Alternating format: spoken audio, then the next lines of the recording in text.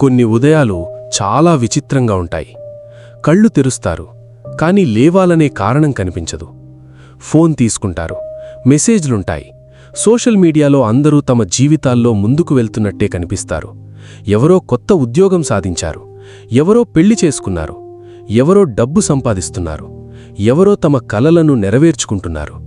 మీరు మాత్రం phone screen చూస్తూ ఒకే ప్రశ్నలో ఆగిపోతారు: నా జీవితంలో ఎప్పుడు ఏదైనా మారుతుంది? బయటికి చూస్తే మీరు సాధారణంగానే కనిపించవచ్చు. పనిచేస్తారు, చదువుకుంటారు, మనుషులతో మాట్లాడతారు, అవసరమైతే నవ్వుతారు కూడా. కానీ లోపల మాత్రం ఒక ఆలోచన మళ్లీ మళ్లీ వస్తూ ఉండవచ్చు: ఎంత ప్రయత్నించినా ఉపయోగమేముంది? రేపు కూడా ఇదే కదా?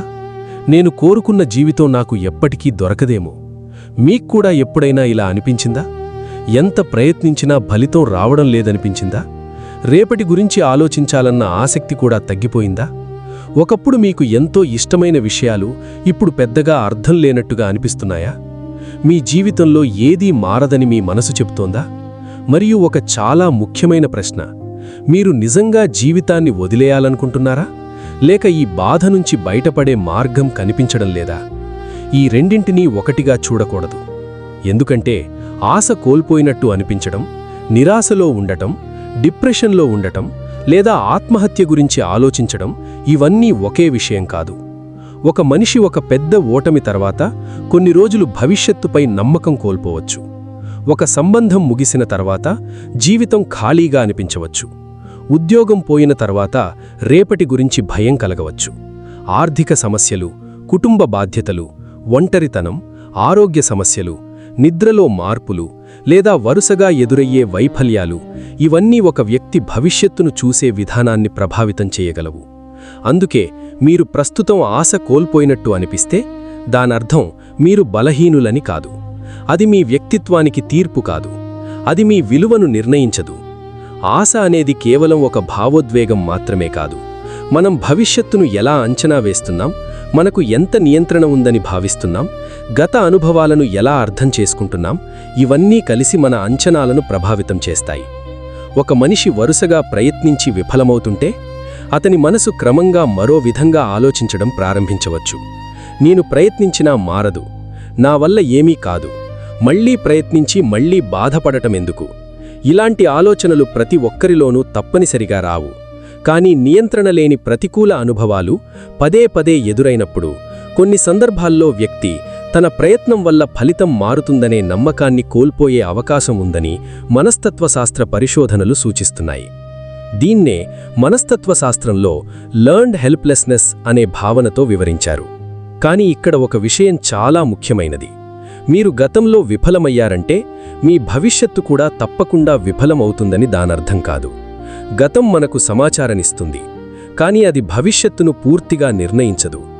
ఒక విద్యార్థి వరుసగా పరీక్షల్లో విఫలమయ్యాడనుకోండి. కొంతకాలానికి అతను పుస్తకం తెరిచినా నేను చదివినా ఏం ఉపయోగం అని అనుకోవచ్చు. ఒక ఉద్యోగం కోసం 10 సార్లు ప్రయత్నించి ప్రతిసారీ తిరస్కరణ ఎదురైన వ్యక్తి 11వ అవకాశాన్ని కూడా ప్రయత్నించకపోవచ్చు. ఎందుకంటే అతను సోమరి కాబట్టి కాదు. మళ్లీ నిరాశను ఎదుర్కోవడం చాలా బాధగా అనిపించవచ్చు. ఒక వ్యాపారి వరుసగా నష్టాలను చూసిన తర్వాత కొత్త నిర్ణయం తీసుకోవడానికి భయపడవచ్చు. ఒక వ్యక్తి వరుసగా సంబంధాల్లో నిరాశను ఎదురైన తర్వాత ఎవరినీ నమ్మడం వల్ల ప్రయోజనం లేదు అని భావించవచ్చు. ఇవి కేవలం ఆలోచనలు మాత్రమే కాదు. మన గత అనుభవాలు మన భవిష్యత్తుపై మన అంచనాలను ప్రభావితం చేయగలవు. అయితే సమస్య ఎక్కడ మొదలవుతుంది? మన ప్రస్తుత పరిస్థితిని మన మొత్తం భవిష్యత్తుగా చూడడం మొదలుపెట్టినప్పుడు. ఇప్పుడు ఇలా ఉంది అనే వాస్తవం ఎప్పటికీ ఇలాగే ఉంటుంది అనే తీర్పుగా మారినప్పుడు. ఇది చాలా సున్నితమైన తేడా. ఎందుకంటే తీవ్రమైన ఒత్తిడి లేదా భావోద్వేగ బాధలో ఉన్నప్పుడు మన దృష్టి ప్రస్తుత సమస్యలపైనే ఎక్కువగా కేంద్రీకృతమవుతుంది. అప్పుడు ప్రత్యామ్నాయ మార్గాలు కనిపించకపోవచ్చు. కొత్త అవకాశాలను ఊహించడం కష్టంగా అనిపించవచ్చు. రేపు ఎలా ఉంటుందో తెలియకపోయినా మనసు ఇప్పటికే ఒక నిర్ణయానికి వచ్చేవచ్చు: ఏమీ మారదు. కానీ ఒక భావన నిజంగా బలంగా అనిపించడం, అది తప్పనిసరిగా భవిష్యత్తు గురించి ఖచ్చితమైన అంచనా అని అర్థం కాదు. ఇక్కడే ఆశ గురించి అసలు విషయం మొదలవుతుంది. ఆశ అంటే రేపు ఖచ్చితంగా అద్భుతంగా ఉంటుంది అని మనల్ని మనం మోసం చేసుకోవడం కాదు. ఆశ అంటే ఇప్పుడున్న పరిస్థితి కష్టం, కానీ నాకు కనిపించని మార్గాలు ఉండే అవకాశం ఉంది. అవసరమైతే సహాయం తీసుకుని ఒక చిన్న అడుగు వేయగలను అని గుర్తించడం. కానీ కొన్ని సందర్భాల్లో ఈ భావన ఇంకా లోతుగా ఉంటుంది.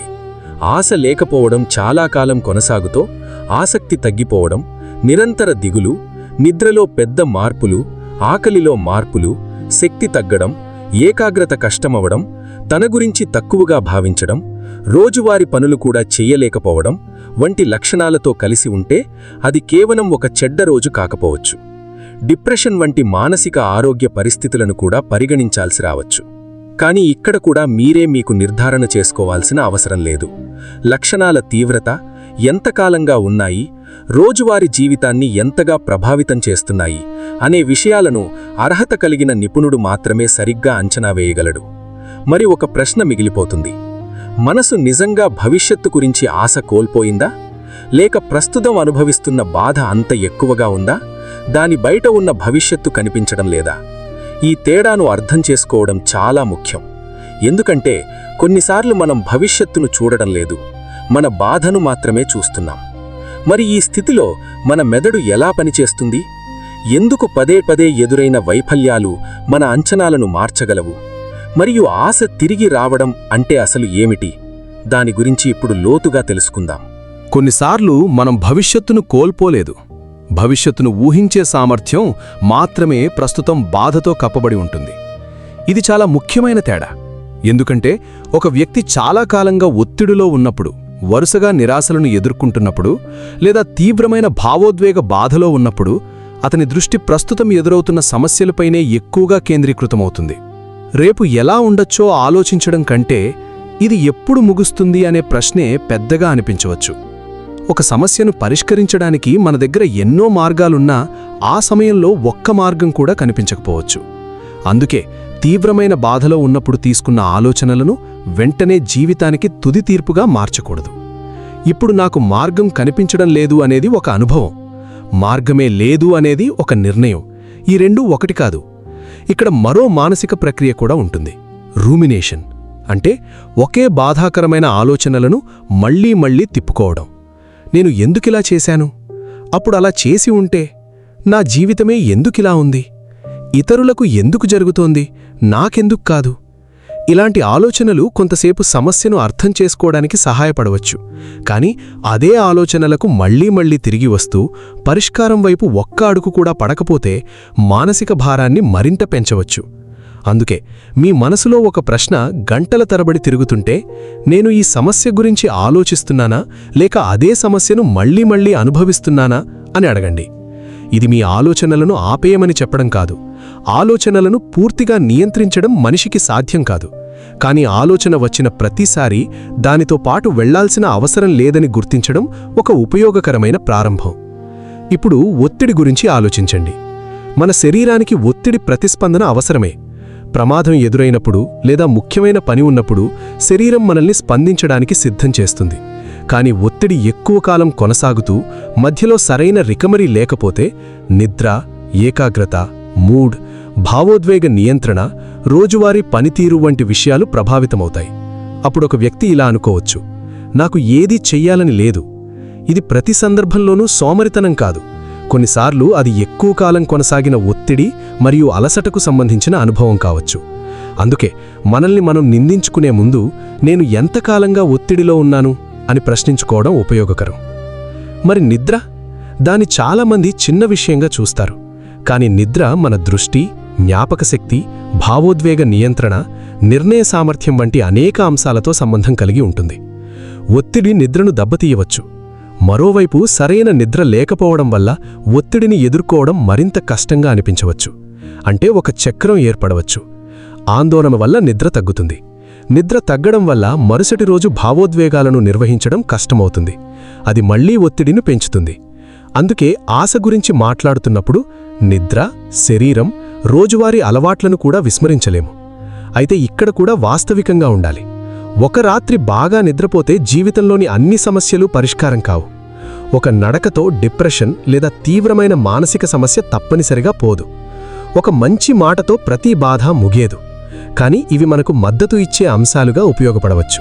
మరియు క్లినికల్ మానసిక ఆరోగ్య సమస్యలు ఉన్నప్పుడు అవసరమైన చికిత్సకు ఇవి ప్రత్యామ్నాయం కాదు. ఇప్పుడు మనం ఆధునిక జీవితంలోని మరో సమస్యను చూడాలి: పోలిక.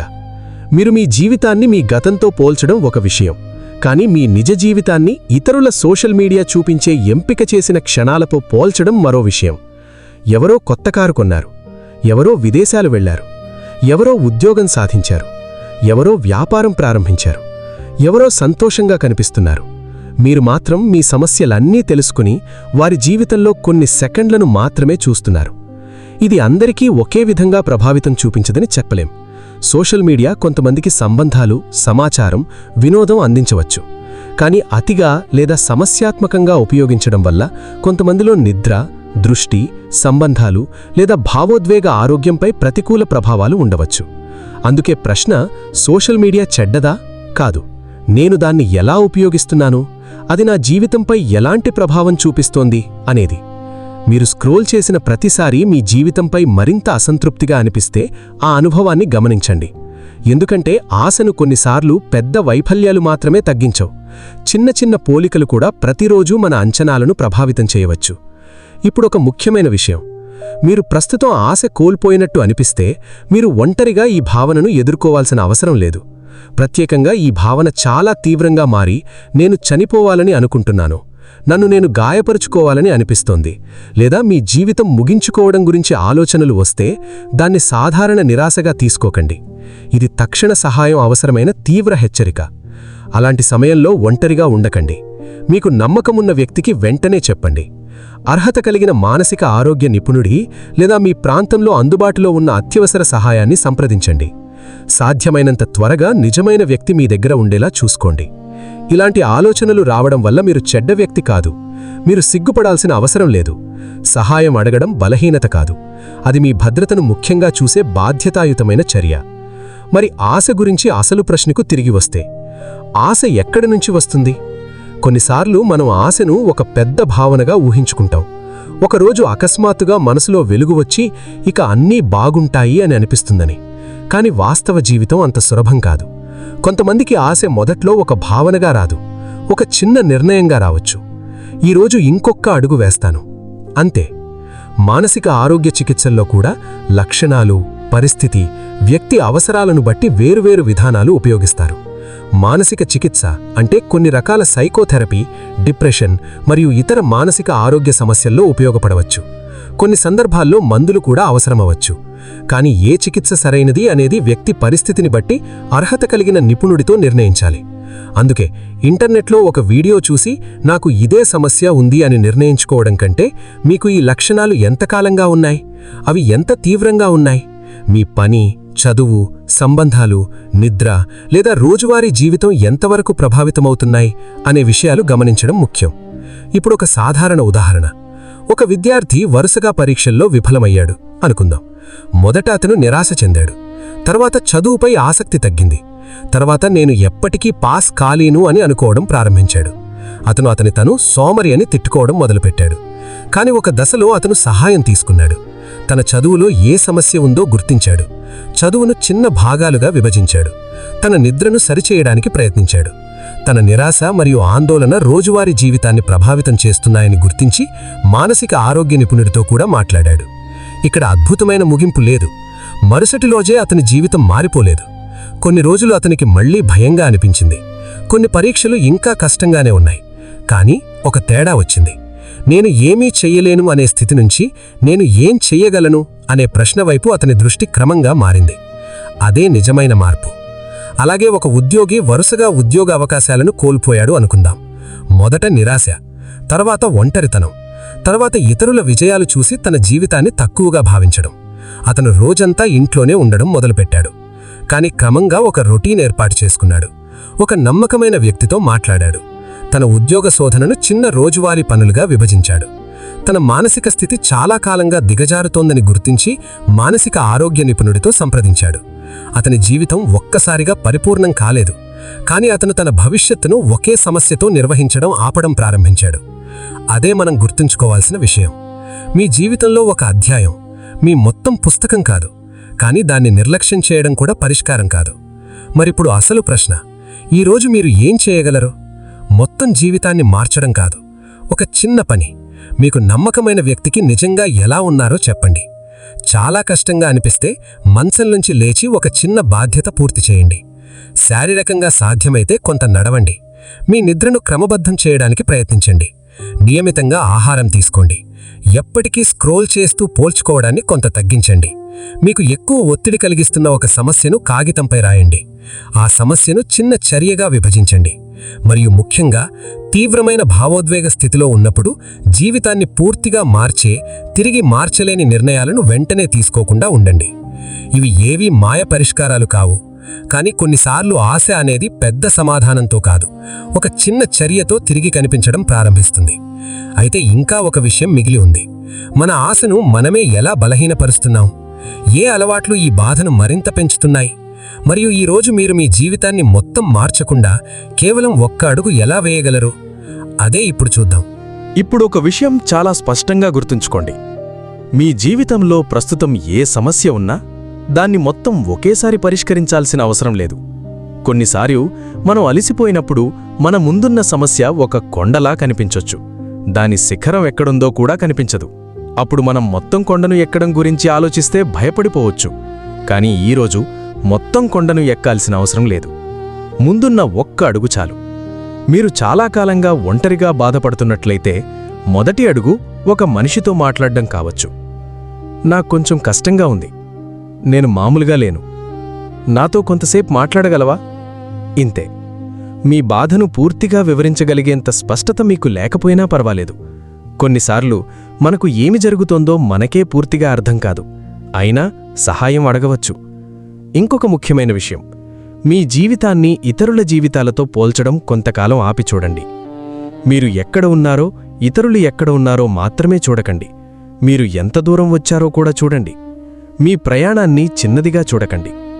మీరు చేసిన ప్రయత్నాలన్నీ విజయాలుగా మారకపోవచ్చు, కానీ ప్రతి వైఫల్యం మీ విలువను నిర్ణయించదు.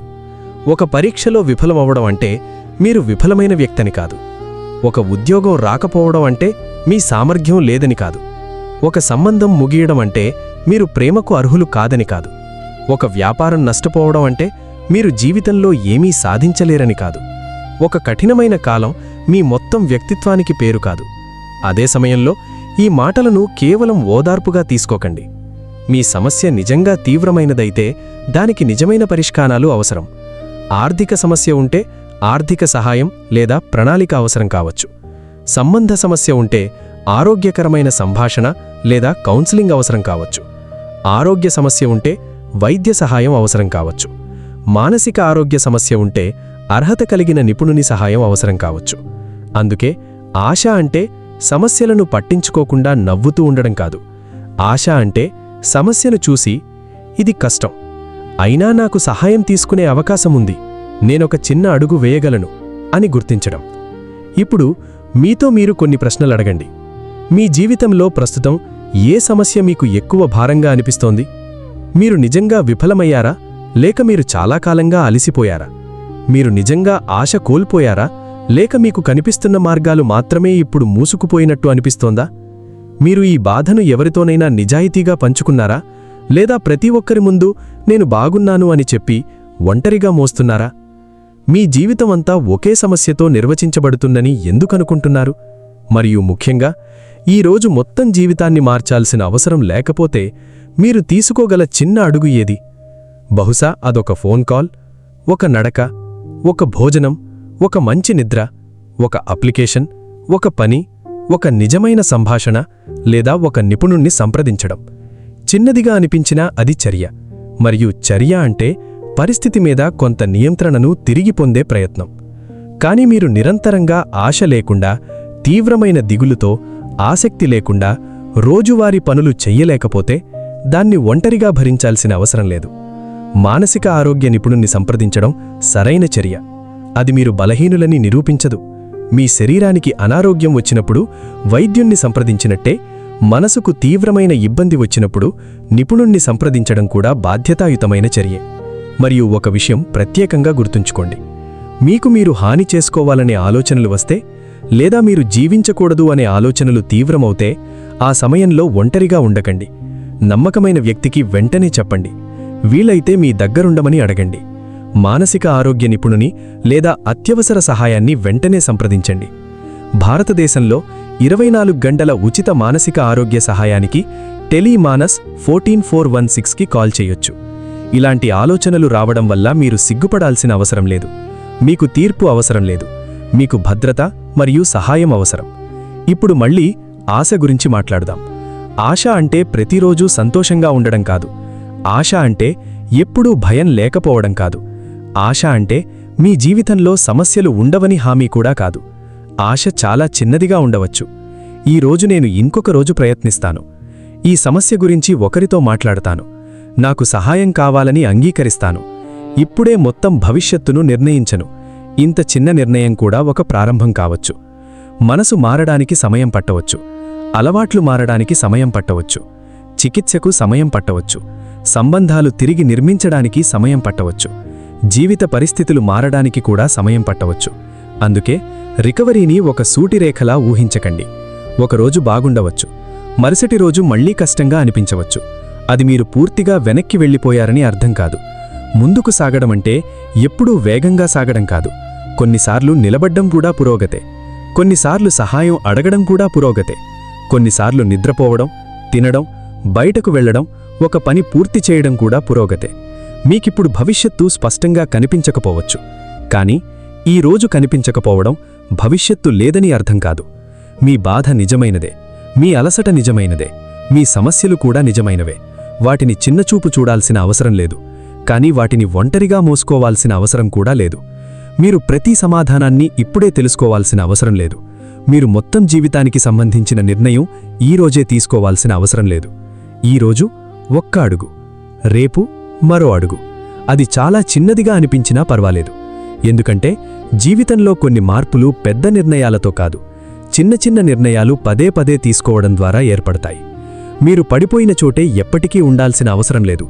కానీ మీరు వెంటనే పరుగెత్తాల్సిన అవసరం కూడా లేదు. నెమ్మదిగా లేవండి. అవసరమైతే ఎవరి చేయైనా పట్టుకోండి. అవసరమైతే సహాయం తీసుకోండి. అవసరమైతే కొంత సమయం తీసుకోండి. కానీ మీ ప్రస్తుత బాధను మీ మొత్తం భవిష్యత్తుగా నిర్ణయించకండి. ఎందుకంటే మీకు ఈరోజు మార్గం కనిపించకపోవచ్చు. కానీ మార్గం కనిపించకపోవడం మార్గమే వేదని అర్థం కాదు.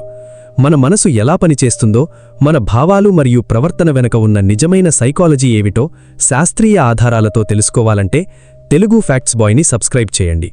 మరియు ఈ వీడియోను చూస్తున్న మీలో ఎవరికైనా ప్రస్తుతం చాలా కష్టంగా ఉంటే ఈ మాటలన్నిటిలో ఒక్కటినే గుర్తుంచుకోండి. మీరు ఈరోజు మీ జీవితాన్ని మొత్తం పరిష్కరించాల్సిన అవసరం లేదు. ఈరోజు మీకోసం ఇంకొక చిన్న అడుగు వేయడం చాలు.